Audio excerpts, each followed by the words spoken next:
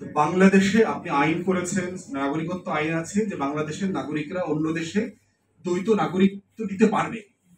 তো দিতে পারলে তার টাকাটা আপনার ভাল লাগে, কিন্তু তার সেবাটা ভাল লাগে না আপনার। দ্বৈত নাগরিকের টাকা নিব না, এরকম একটা আইন করে দেন না পারলে।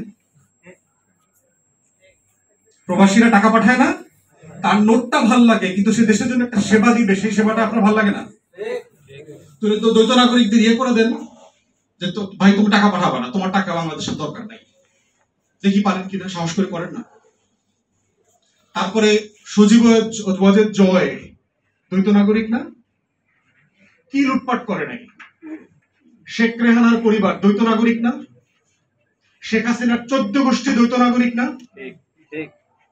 ডক্টর মশিউর রহমান দ্বৈত নাগরিক উপদেষ্টা হয়েছে, গওহর রাজবি দ্বৈত নাগরিক উপদেষ্টা হয়েছে। তো আওয়ামী লীগের মিনিমাম 50 থেকে 60 জন এমপি তথ্য গোপন করে হাসান মাহমুদ বেলজিয়ামে পালাইছে না? বেলজিয়ামের নাগরিক। তাহলে আপনি কেন রাষ্ট্রের নাগরিককে, আপনার নাগরিককে মিথ্যা কথা বলতে বাধ্য করছেন এবং সার্ভিস থেকে বঞ্চিত করছেন? অতএব যেখানে যেখানে বৈষম্য আছে রাষ্ট্রের, এই প্রত্যেকটা বৈষম্যের বিরুদ্ধে কথা বলে রাষ্ট্রটাকে কলোনিয়াল লেগাসি থেকে বের করে নিয়ে আসতে হবে।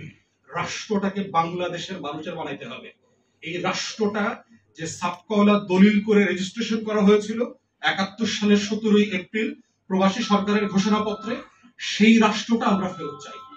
এটাই রাষ্ট্রের গত জুলাই এবং আগস্ট অভ্যুত্থানের তরুণরা রক্ত দিয়ে আবার বলে গেছে যে 17 এপ্রিলের বৈষম্যহীন বাংলাদেশ গড়বার, গণপ্রজাতন্ত্র গড়বার যে রাষ্ট্রের ওয়াদা ছিল, সেই ওয়াদা আমরা ফেরত চাই।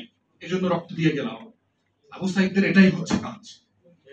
তো আমি আপনাদেরকে, আয়োজকদেরকে ধন্যবাদ জানাচ্ছি। আপনারা এই আন্দোলনটা করছেন, এই আন্দোলনের সাথে আমি একাত্মতা প্রকাশ করছি আবারও। এবং চাকুরিতে কোনো জায়গাতেই কোনো বয়স দরকার নাই।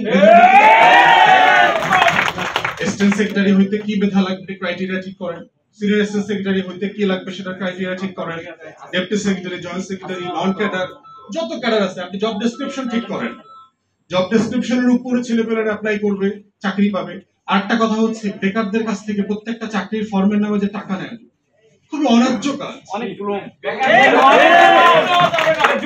যে মানুষটা, ছেলেপেলেরা মাত্র পাশ করে বের হইছে, তার খাবারের টাকা নাই, থাকার জায়গা নাই, বাবা মা গরিব মানুষ, টাকা দিতে পারছে না, তাকে প্রত্যেকটা ফর্মে 1000 টাকা, 1200 টাকা, 1500 টাকা। What is this? আপনার কোম্পানিতে লোক লাগবে, আমি কেন টাকা দিব? আমি তো মেধাই দিব। অযৌক্তিক কথা। আপনি আপনার পরীক্ষা আপনি অ্যারেঞ্জ করবেন, আপনি কিভাবে নেবেন না নেবেন। আমি যে পরীক্ষা দিতে গেছি, আমার তো গাড়ি ভাড়ার টাকাটা আপনার দেওয়া দরকার ছিল। আমি কুড়িগ্রাম থেকে আসছি, যাওয়া আসা, একদিন থাকা, আমার তো 2000 টাকা এক্সট্রা খরচ হয়েছে। এই প্রত্যেকটা অন্যায্যতাকে বাংলাদেশ থেকে বিতাড়িত করতে হবে। এটাই হচ্ছে নতুন বাংলাদেশ গড়বার আমাদের স্বপ্ন।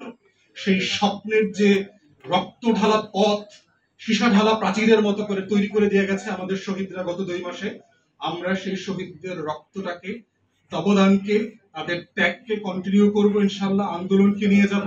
নতুন বাংলাদেশের প্রত্যেকটা রন্ধ্রে রন্ধ্রে যে বৈষম্যের ছোপ পড়ে আছে, এই ছোপ, রক্ত মাখা বৈষম্যগুলোকে আমরা খুলে ফেলবো এবং নতুন গণপ্রজাতান্ত্রিক বাংলাদেশ গড়বো। সেই প্রত্যাশায়, সেই আন্দোলনে সবাই শরীক থাকবেন। সবাইকে ধন্যবাদ। আসসালামু আলাইকুম।